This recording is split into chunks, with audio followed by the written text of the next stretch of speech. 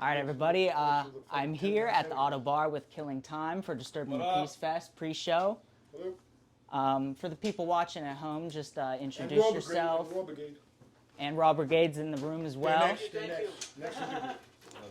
So just introduce yourself by name for the people watching who don't know yet. I'm Carl, guitarist.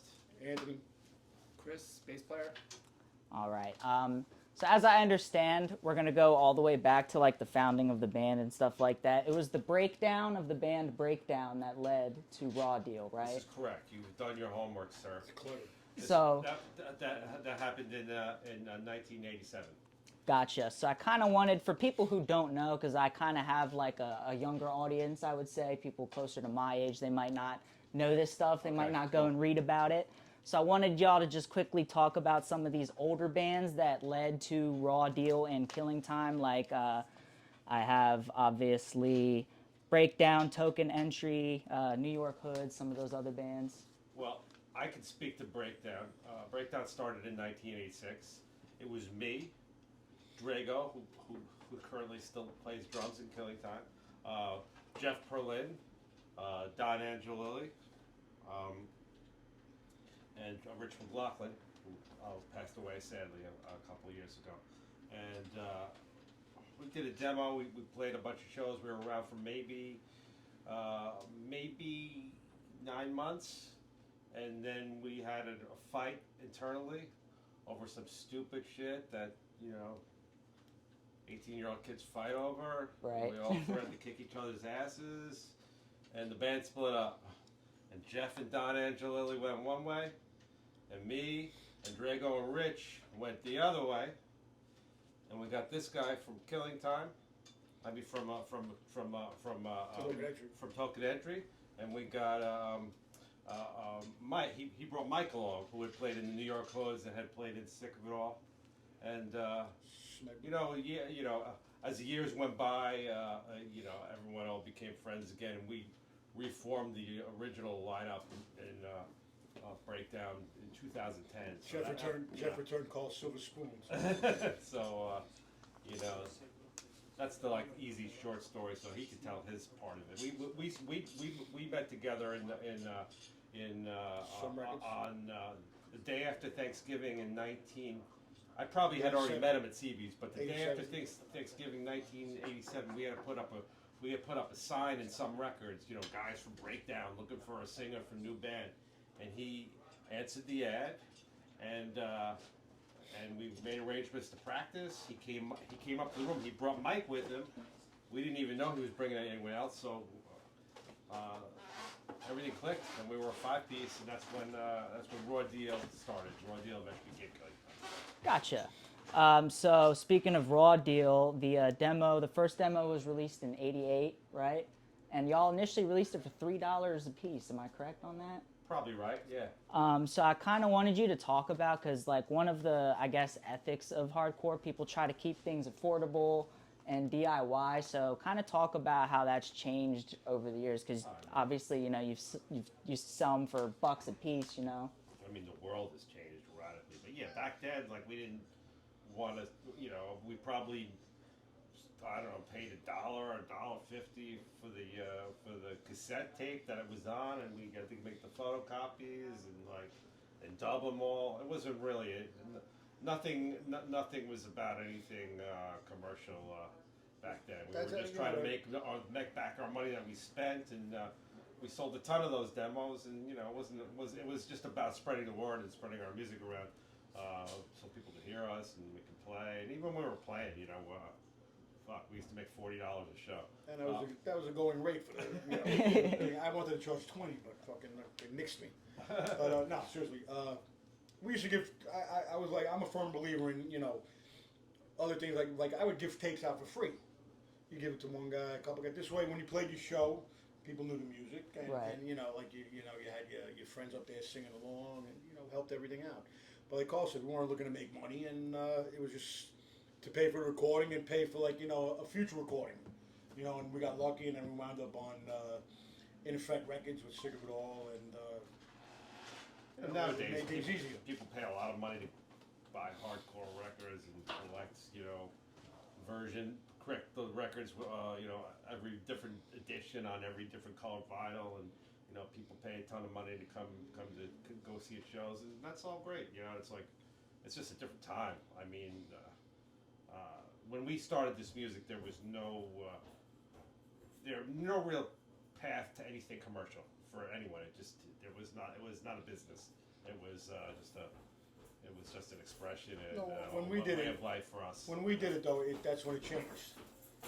We got it. We were, like not in general. I mean, we weren't looking to change anything. I mean, we were into the hardcore scene before that. But that's when the slash metal crossover started to happen, and then they were looking to sign everybody. Right. So you had Profile Records, looking to sign his band. You had Carolina looking to sign that. So it was a time where things were kind of changing. What time would you say did you see like the biggest change? Like what period of time was this? Of what? What do you mean? Yeah, like what years were this? As the 80s Oh, turned yeah, into the 89, 90s. Okay. 89, 89 was the 90 was like when everything really started changing. Okay. See, I come from the old hardcore He goes way scene. back, Yeah. further than us. In the I come hardcore. from the old hardcore scene, so like in '84, hardcore kind of like the real cool, like old school hardcore kind of ceased to exist, and bands were experimenting. You had the old bands that went totally like weird. Then you had the new guys like Carl and them coming up, not new, but they were going to shows. But Carl had that metal influence, and a lot of the other kids that were coming up and starting bands, they all had that kind of like they were more instrumental. They knew how to play their instrument, and they it was a good merge of punk and hardcore, and it started something big, between Carl and the Cro-Mags and Leeway and Sick of It All. It was a whole new rebirth. It changed changed the scene, because between '85 and '87, I mean hardcore was in my opinion was a desert. Right. There was really nothing. It's like nothing was really going on. Everyone, guys were beating a dead horse, and then the younger kids came in and gave like rebirth. It was like a whole shot in the arm, kick in the ass, whatever you want to call it. It changed everything. Gotcha. I don't know what we really do is hardcore. I don't consider it traditional hardcore, but that's what hardcore is. That's Yeah. what it became. It became a whole different animal. Is everybody here from New York, like fully? Yes. Yeah. Gotcha. Yeah, we were all from New York, Queens, Yonkers is where we started out. Yeah. Yeah, I had my note about Yonkers because in my research I saw like a lot of like P.O. boxes, post stamps, and stuff like that from Yonkers. Do you just want to talk about like growing up in that area and whatnot? Well, that was just it was just north of the Bronx, but it was real close to New York City, essentially part of New York City, but very very different, real just very suburban, very suburban like parts of Queens. existence. Yeah, like Queens, and you had your typical kind of suburban shit that people did. People were, into sports and malls, and driving around in their, their IROCs, their fancy cars, and there was not a lot of any kind of subculture going on. I mean, which made it cool because you could easily identify someone if they were into something that was different, and you had to That was a big immediately like you kind of you gave each other the nod or the wink. You kind of knew you were. If you saw a guy on a train with short hair and a pair of boots, you knew automatically Right. the guys were into something that no one else was into. And you could talk to each other, kick up a conversation, and not like nowadays where you can't tell. If It was harder back then. In 1987, if you saw someone wearing Doc Martens, immediately you were like, "Oh, this kid's into punk rock," and you would see one every like 5 months, or Vans. Like none of that stuff was Wasn't what a like the commercial thing. cool and like the hot Right. girls at school would wear. It was like what the complete outcasts, like like if you in high school, it was like the burnouts and weirdos were into like hardcore punk, or like thrash metal at the time was like still underground. Right. And all those kids hung together. It was like one crew of kids who listened to like punk and hardcore and thrash metal, because there were so few of each of those groups, and they were all so marginalized, and the music was like similar enough. I think that's actually why the crossover stuff started to happen, because in all these places like Yonkers and Queens, there were so few people that listened to any one of those three kinds of music that you would just be hanging you'd all be hanging out together. So Yeah. inevitably the metal kids would start listening to more punk.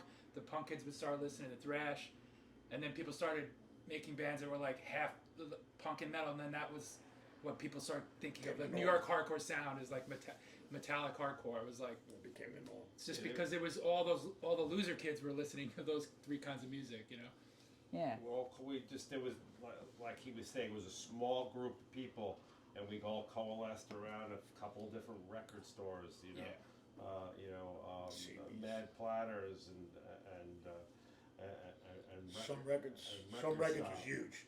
Some records it was the biggest, aside from CBGBs or something like that. Some records was probably Some records The was most- in New York. Was in New York, you know, a few blocks from the most. CB's, but that was the hub. That's where. What's the word I'm looking That's for? where Not all the institutional, but that's that's where where all the information, you know, changed, was transferred Dwayne back was and the forth best. to people. That's Yeah. where you could He's the buy one who told me all about those- these guys. Yeah, all yeah. those cassette You have to tapes. understand when there's no No internet, no, like Yeah. no cell phones, no you wouldn't social even know media. anything about a new band.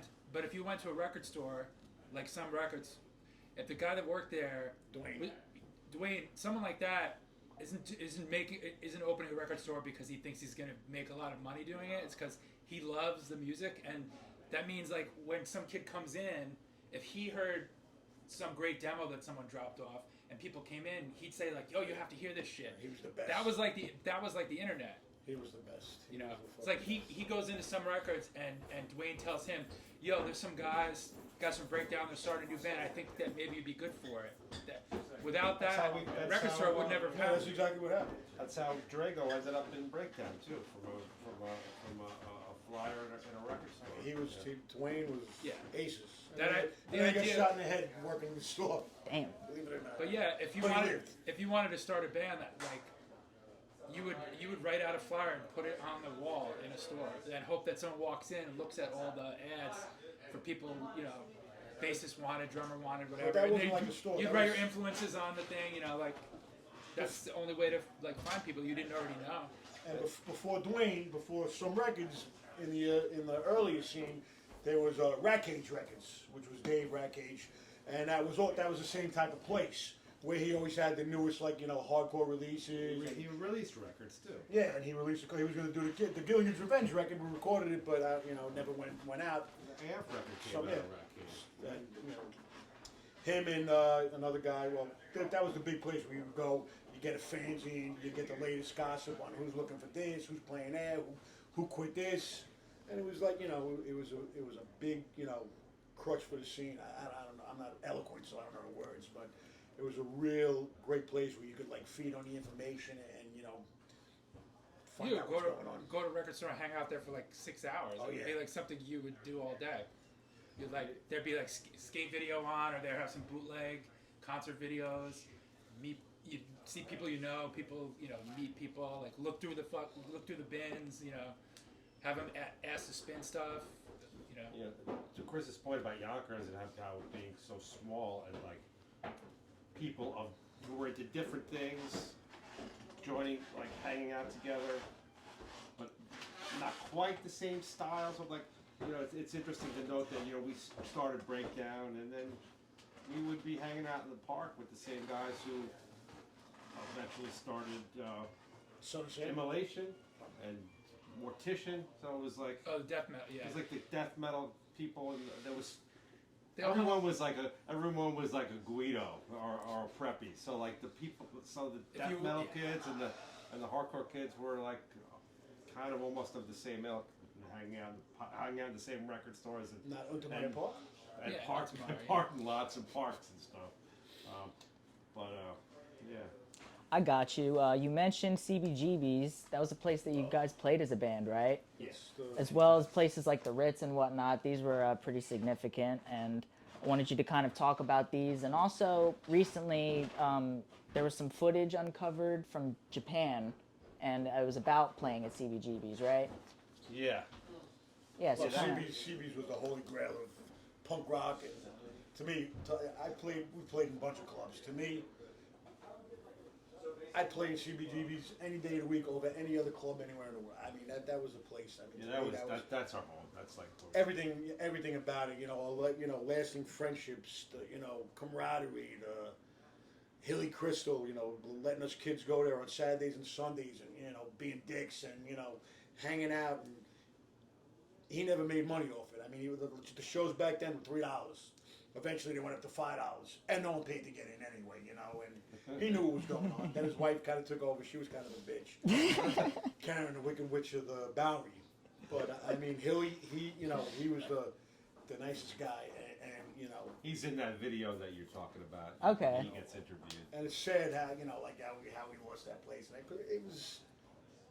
I mean, you know, when you talk about music, forget about hardcore punk. I mean, that was an icon. That's, you know, AC/DC played there. Yeah. Aerosmith played there, and Kiss played there. In the late 70s, Television and Blondie and Ramones, obviously before. And then people played there undercover. Yeah, You know, like I think Guns N' Roses did Yeah. a show there, and this and that. You know, and it was like home. You know, it was a place where everyone could go, like all these. You know, I'm not like these guys. I didn't feel like a loser. I'm a loser now. I just went there, and it was just a fucking great place to hang out and hang out with your Everyone's friends. on the fucking sidewalk out front. Every Sunday of your life when you're. Yeah, and there's a Saturdays, deli across the street where you can get a 40 ounce. 18, Yeah, 18. that's now a Panera Bread, but there was a deli. I told you we had our first practice on 87, day after in Thanksgiving. November of Day after Thanksgiving. 1987. Then we played our first show at CB's in January of '88, Yeah. and the band kicked off in that moment, and like we had a lot of great shows at CB's. One of them was the one you're talking about in that video. Like I don't know exactly which show 1990. I that think was. that was the first time we broke up. Okay. That was Killing Time. Gaboyan's Time's playing. up. Gaboyan's playing in that Yeah. video, so Oh, it's got to yeah. be it has to be. It was 90. 91 and 90. Yeah. It was like we broke up because Carl wrote some shitty songs. Real shitty. And if you don't believe me, go check out the fucking. What's the name of that piece of shit record? There's no people. Whole Lot of Nothing. There it is. It works. That's why we broke up. He's referring to the Happy Hour EP, which I think you should go find and listen to. No, don't listen to it. Is 90 to 91 when the like Japanese airing happened and everything like that? Oh, I don't know. Quite honestly, that was something that We found out it wasn't a big deal at the time. It was just some film crew came into our CB show. The CB show itself was much more important than Yeah, it wasn't about us. someone It was, was about who was the filming scene. it. There was always someone Right. filming Filming, it. yeah. They just happened to be from Japanese TV, and it's cool that it And we happened was to be unearthed playing after that. all these years, and it's such a cool looking show. And yeah. I did see like kind of articles and stuff like that. One of them was like a kid wearing a Killing Time shirt and like an old magazine and stuff in like Newsweek- that. Time magazine. Newsweek magazine. No, Yeah. Newsweek, yeah. So I kind I of don't think that kid was a hardcore fan. I think it was just like, some sort The of. stylist. Whoever Yeah, was the working, stylist. whoever was working in that article was a hardcore fan. Except Right. The shirt he's wearing is backwards. Backwards for the symbol, but yeah. But I wanted to talk about I wanted y'all to talk about kind of getting coverage back then, because we were talking about how the internet now obviously has made things a lot different and easier. So I kind of wanted to talk about what it really, like how significant it was back then to really get something like that. Fanzines, that was it. Fanzines. Word of mouth and fanzines. I think, with the exception of something like Thrasher, which was a legitimate Yeah, like magazine. when we would get a write-up in A something write-up like in Thrasher, we would that be was really excited. You would about think it. that was you were Most like of it was- the biggest thing you could ever do. Most Being of it was Thrasher. photocopied fanzines, and there was Right. a lot of them, and I mean, there were a couple great ones. Guillotine with Wendy. She was from my neighborhood, Jackson Heights. Pushead had that. Bullshit Monthly, my bullshit.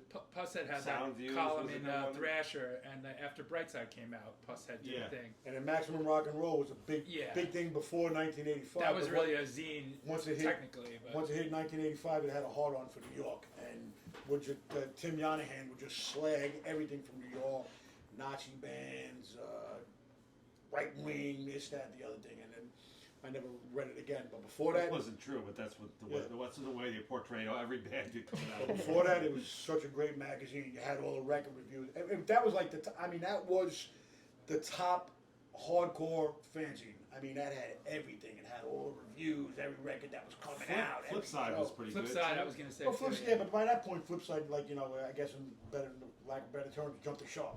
Yeah. It wasn't really, the flip side of 83, 84, 85, kind of became I don't know what it became. It wasn't. But yeah, basically, if you were in a big zine like Maximum Rock and Roll or Flipside, or a legitimate magazine like, I mean, Thrasher is the only legitimate magazine that would probably run anything about punk rock, But I gotcha. Another thing I wanted to talk about was the In Effect sampler cassettes that y'all were on with Agnostic Front, Sick of It All, Madball, and some other bands. What's that?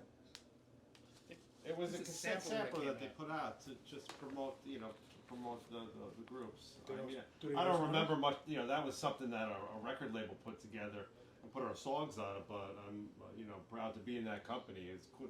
It's cool to look. I've seen it recently. It's a Get cool some money looking from it. thing. Go get some money. I don't know. I don't Imagine know. how much money we I get don't now. know. With the interest, penalties.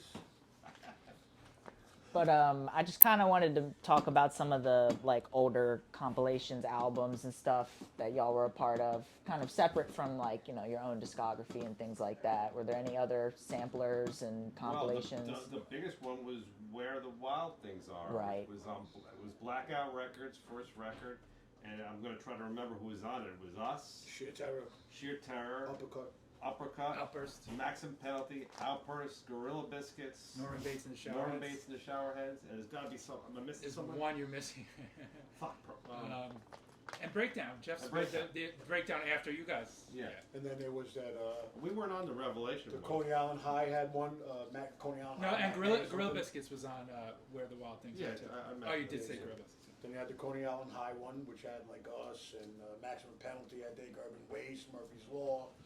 And then there was Freddie Alva's The compilation. cassette, yeah, What was that called? Uppercut was on that too. That was You know what I'm talking New about. Breed. New New Breed Breed. compilation. And then there was one that we played in California with No for an Answer. Oh yeah, that's cool. And Yeah. Vision. There was a single. Yeah, yeah, No for Answer, Vision, It's, Sick of It All, and Us, and that's it, right? Yeah, I think it was. And It's there called might have East been another Meets band. West. It's a cool 7-inch if you can Yeah, find it was it. before the rap battles. Was the East-West hardcore battles. Gotcha. So I believe it was the second and third post. If you like scroll all the way back on y'all's Instagram, it was a show relating to Cafe 611 in Frederick, Maryland. It was back in 2017. That's the one I was Yeah. talking about in the car with Drago. All right, We played perfect. with Judge. Yes. Yeah, yeah. So just because from Maryland, we're in Maryland. What can you Last time we recall played. from this show? I had a great. That was a great day. Yeah. Well, it was great to play with Judge because Mike was an old friend and Charlie and I think Luke played that day. Sammy. Sammy played that day. I'm not sure who played, but and we met a lot of cool people that were at the show. That was a great show. Yeah, It was like it's in a the middle cool- of nowhere. Cool little room, like funky, fucked up old building. Like We got you know, Taco Bell on the way great there, crowd. which you can't beat.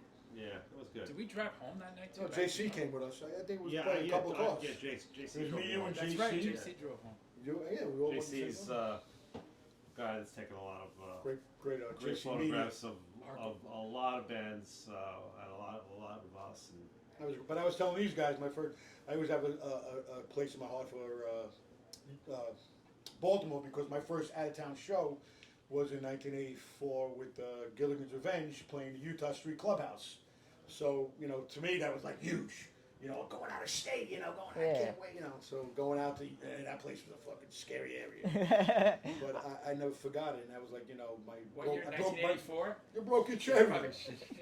Yeah, so it was great. 17 years old, you're getting in the van, your parents going, where you going? Baltimore. Like, what? Yeah. And, we both. Still can be like that. Yeah, it was good. It's a little different Good back times. then. New York. Oh, was yeah. different back then We were too. in my house beforehand watching New Wave Hookers with Tracy Lords before we knew she was 16. But we were 17, so it didn't matter. Right? It don't matter. That's like the third That's thing. like saying no. That's like the third thing you said that's gonna get us canceled. It's all good. I'm just fucking with it. Another thing recently that was like uncovered on the Instagram from the archives was a Circle Jerk show that y'all played. I didn't even know we played. Cole posted that today. I don't even remember that show. We That played was Circle Rock and Jerks. that was in 1989 or 90. Yeah. It was I was at Irving Plaza. It was like yeah. It was before the name change to Killing Time. So how Yeah. Yeah, Raw Deal. Yes, so it was 1988. Yeah. Yeah. I'm going on record with this. People ask me, not the first hardcore band, when they used to ask me, what's the definition of hardcore?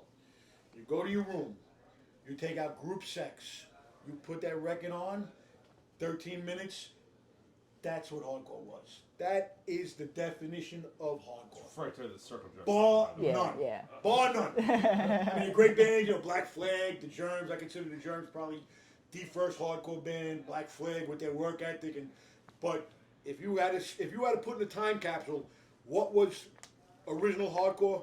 You put that record in there, and that was nothing top. And ever since, and it's sad because it ruined the circle jerks for me. And their other stuff were great, but after group sex, I mean, you had nowhere to go. That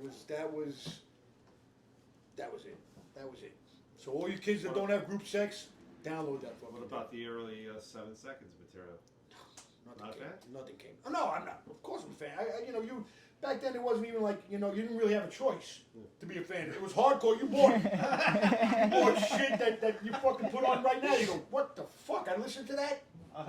But, but they were great. I mean, Anyway, Descendants. we loved both those bands, so that was a big deal for us to get to play for But both yeah, of them. 7 Seconds, Absolutely. Skinhead Brains and Guts single, and their first LP. What do you call it? New One? Not New New One. The One one was before later. that.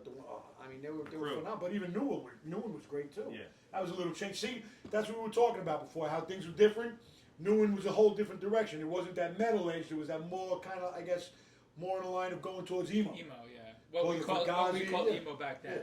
Emo, It's called Posse Force. yeah, Positive. yeah, but what we called emo back Yeah. then is like that term came back in the '90s, and I was like, Yeah, and that was a that, differentiation. but in the late '80s, emo meant like Rites of Spring, and Fugazi, then Fugazi, early Fugazi, Jawbreaker, and stuff. all the so- great DC bands, Yeah. who were original hardcore bands, and they went their way.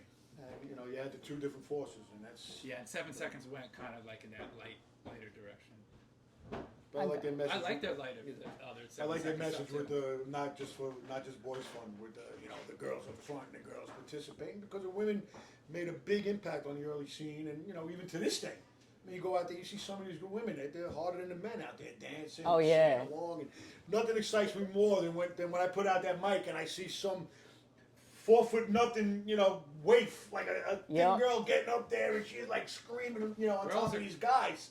I mean, to me, that's like, whoa, this is fucking great, Hell yeah. It's like, not just boys fun, like 7 Seconds said. It's the truth. I gotcha. Over some of the recent years, there's been focus on like remastering and re-putting out some of the older stuff. I wanted to ask if there's anything new coming out in the future with Killing Time. No, because no one listens to the new stuff. I'm not doing anything else. That's it. Don't. Gotcha. Listen, if you guys start listening to the other 2 records, put out something new. Fair enough. No, are we doing anything new? I don't even know. We've been doing a lot of reissues. We got the Bright Side came out on Triple B Records, and today the Raw Deal demo is coming out on a 12-inch vinyl on Triple B Records. Nice. So yeah, that's really We- exciting. yeah. But no, we don't have any new material coming We out. did. Okay. We're gonna roll it out, but we don't We- have anything. Yeah, coming. we did a record in 2010 that we all really Love. liked, that we loved writing, that we think is awesome, but That's called 3 Steps Back, but and that's came out on what's the name of Dead City Records. Yeah. And But- yeah, that's available. but I'm that going on the record here. Sorry to interrupt. The Method, the second record, yeah, the best Killing Time record. it's a fabulous record. But the problem is that when you go and you play those songs, everybody is polite and they're just waiting for another song from And Brightside. they start yawning. I also wanted y'all to talk about. Isn't a bad problem to have. I don't want to put down Brightside, obviously, but Also talk about being with Triple B now and putting out records with them and stuff like that. Well, Just we what have it's been history like. with Sam because he used to book shows in I guess it was Cambridge, in the Boston area, at a place they used to call the Hardcore Stadium. I don't know if it's still there, It but the just Hardcore closed. Stadium was a VFW hall. Gotcha. Like 100 different VFW halls we've played over the years, and so we just built a relationship with him from that. He booked Killing Time there. He booked Breakdown there. And then these records have come out on a lot of times over the years on different labels, overseas and here. And the last time we did them, we did band self-release records, which was very cool. I mean, What's it called? we produced them, we sold them. But that was like 5 years now, and Sam just approached us. He said, "I think it's time to do another reissue of these two records." So having worked with him before and seeing all the cool shit he does on his label, it's like that's how that kicked off, and it's been good. Hell yeah. I've got all my notes done as far as music and stuff like that, but I always like to ask the band members just to talk about any hobbies you have outside of music, any other passions, just anything in general going on. I can't say because I'm going to get, what's that called? Canceled? Leave it to these guys. I mean, aside from working, music is my biggest hobby. That's what I like to do. So. Gotcha. I wish I could sing. If I could sing, I'd sit in the bar and do like fucking old standards. Unfortunately, I can't sing. Yeah, Carl and I played for a long time in some other bands together. One that was more of a like metal band, like a kind of a stoner metal band. Okay. Kings Destroy. No, you're not I doing mean, it anymore? technically, but yeah, music's kind of my only hobby. And Yeah, this no. band and other bands and on my own, Yeah, that's pretty common. I hear that, so all good. That was pretty much everything I had, so if there's nothing else. All right. All right, man. Appreciate it. Thanks Absolutely. Thanks for doing this. Yeah, thank you all.